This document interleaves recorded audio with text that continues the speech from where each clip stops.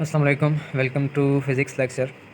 आज के लेक्चर में हम जिस टॉपिक को डिस्कस करेंगे वो है conditions for equilibrium. Previous lecture में हमने इक्विलिब्रियम के कॉन्सेप्ट को डिस्कस किया था और हमने पढ़ा था कि अगर एक बॉडी अपनी स्टेट ऑफ रेस्ट में या स्टेट ऑफ मोशन में अगर वो है तो जिस भी वो स्टेट में उसी स्टेट में रहे और उसके ऊपर कोई नेट फोर्स एक्ट ना करे तब तक वो अपनी स्टेट को चेंज ना करे, तो इसका मतलब वो इक्विलिब्रियम में होती है। तो अब किसी बॉडी के इक्विलिब्रियम में होने के लिए क्या कंडीशंस हैं, उन कंडीशंस को हम स्टडी करेंगे। दो कंडीशंस हैं, फर्स्ट कंडीशन एंड सेकंड। सबसे पहले हम फर्स्ट कंडीशन फॉर इक्विलिब्रियम को देखते हैं। A body is set to satisfy first condition for equilibrium if the resultant of all the forces acting on it is zero. यानी एक body तभी first condition को सेटिस्फाई करेगी जब उस पर लगने वाली तमाम फोर्सेस का जो रिजल्टेंट है, यानी तमाम फोर्सेस का कम्बिनेशन है, जो नेट फोर्स है, वो ज़ीरो हो। तो let n number of forces किसी बॉडी पर एक्ट कर रही हैं, F1 F2 F3 and so on up to infinity Fn। तो तमाम की तमाम फोर्सेस का जो कम्बिनेशन है, रिजल्टेंट है, वो ज़ीरो होना चाहिए। इसका ये मतलब है फर्स्ट कंडीशन फॉर इक्विलिब्रियम का कि all the forces acting on the body must be equal to zero. ये अब ये तमाम के तमाम जो फोर्सेस हैं, इनको रिप्रेजेंट करने के लिए हमने सिग्मा का साइन यूज़ किया, sigma F is equal to zero. इसको याद रख लीजिएगा। The symbol sigma is a Greek letter called sigma which use for summation. यानी जितने भी फोर्सेस हैं वो 10 हो सकती हैं, 20 हो सकती हैं, 100 हो सकती हैं, जितनी भी हैं सबको सम लेना, सबको एडअप करना, इसके लिए हम यूज़ करते हैं sign sigma. So the first condition for equilibrium can also be stated in the terms of x and y components की टर्म में भी हम इसकी बात कर सकते हैं। मसलन फोर्स अगर किसी बॉडी पर x एक्सिस के अलोंग है, x कंपोनेंट है उसका, तो वो fx है। y एक्सिस के अलोंग है तो fy है। तो f1 fx f2x f3x and so on fnx is equal to zero. इसी तरीके से अगर फोर्स y एक्सिस के लूँगा तो उसके साथ y आ जाएगा, f1y f2y f3y fny is equal to zero. और इनके समेशन लेंगे तो सिग्मा fx, और इसकी समेशन लेंगे तो sigma fy is equal to zero. So this is the first condition for equilibrium. इसकी एग्जांपल देख लेते हैं। A book lying on a table और a picture hanging on a wall. एक किताब जो मेज़ पर पड़ी होती है और एक तस्वीर जो दीवार से हैंग कर रही होती है, और एट रेस्ट, वो रेस्ट पर होती हैं और फर्स्ट कंडीशन को सेटिस्फाई करती है। क्यों? क्योंकि उन पर जितनी भी फोर्सेस अप्लाई हो रही हैं वो सब के सब, उनका समेशन, उनका रिजल्टेंट ज़ीरो है। अब paratrooper coming down with terminal velocity, constant velocity से नीचे आता हुआ एक पैराट्रूपर भी फर्स्ट कंडीशन को सेटिस्फाई करता है, इसलिए वो इक्विलिब्रियम में होता है। नेक्स्ट हम सेकंड कंडीशन फॉर इक्विलिब्रियम देखते हैं।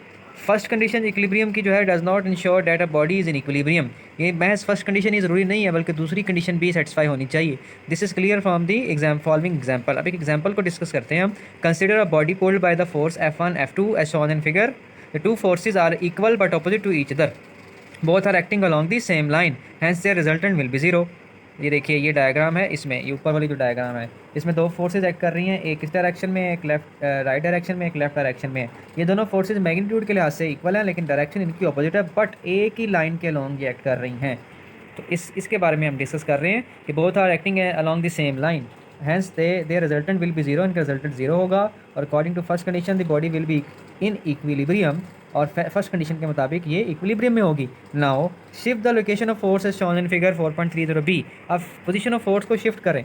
अब ऊपर वाली कंडीशन में, इस ए वाली में तो एक ही लाइन के लॉन्ग फोर्सेज एक्ट कर रही थी, अब आपने लाइन चेंज कर दी है। एक फोर्स अपर साइड पे है राइट डायरेक्शन में, एक है लोअर साइड पे लेफ्ट डायरेक्शन में। दोनों का मैग्नीट्यूड सेम है, ऑपोजिट डायरेक्शन है, और एक सेम लाइन के अलोंग नहीं है। ये टू, ऊपर वाली डायग्राम बता रही है two equal and opposite forces acting along the same line, और नीचे वाली डायग्राम से हमें पता चल रहा है कि two equal and opposite forces acting along different lines. तो अब इस केस में फर्स्ट कंडीशन बॉडी इक्विलिब्रियम में नहीं होगी। ठीक है, इसमें हम डिस्कस करते हैं मजीद एक्सप्लेनेशन को। Now shift the location of forces as shown in figure. In this situation body is not in equilibrium although अगरचे फर्स्ट कंडीशन सेटिस्फाई, इसका मतलब है सेकंड कंडीशन भी सेटिस्फाई होनी चाहिए बॉडी को मुकम्मल तौर पे इक्विलिब्रियम में होने के लिए। क्यों? It is because the body has tendency to rotate, body के अंदर टेंडेंसी है रोटेट करने की। This situation demands another condition for equilibrium in addition to first condition. This is called second condition of equilibrium. According to this, अब second condition होती क्या है? A body satisfies second condition for equilibrium when resultant torque, उस पे act करने वाला सारा का सारा टॉर्क भी जीरो होना चाहिए। पहली कंडीशन बताती है कि एक्ट करने वाली तमाम फोर्सेस जीरो होनी चाहिए। दूसरी कंडीशन बताती है कि एक्ट करने वाला तमाम टॉर्क भी जीरो होना चाहिए। Sigma torque is equal to zero. So इस डायग्राम को हमने एनालाइज कर लिया है। अब हम इसकी कुछ एग्जांपल्स देख लेते हैं। अ ladder leaning at a wall, ये सेकंड कंडीशन फॉर इक्विलिब्रियम को सेटिस्फाई कर रही है। ये फर्स्ट कंडीशन को भी कर रही है, सेकंड को भी कर रही है, क्योंकि इस पे एक्ट होने वाली तमाम फोर्सेस का समेशन जीरो है, सिग्मा एफ जीरो है और सिग्मा टॉर्क भी जीरो है, यानी ये रोटेट भी नहीं कर सकती। और ceiling fan rotating at a constant speed in equilibrium, एक छत का जो पंखा है सीलिंग फैन वो अगर मूव कर रहा हो तो वो कांस्टेंट स्पीड से अगर मूव कर रहा है तो इसका मतलब वो इक्विलिब्रियम में। क्यों? क्योंकि जब वो कांस्टेंट स्पीड से मूव करता है तो उस पर एक्ट करने वाला नेट टॉर्क जो है ना वो जीरो हो जाता है, और अगर नेट टॉर्क जीरो हो जाए तो बॉडी सेटिस्फाई कर रही है सेकंड कंडीशन फॉर इक्विलिब्रियम को।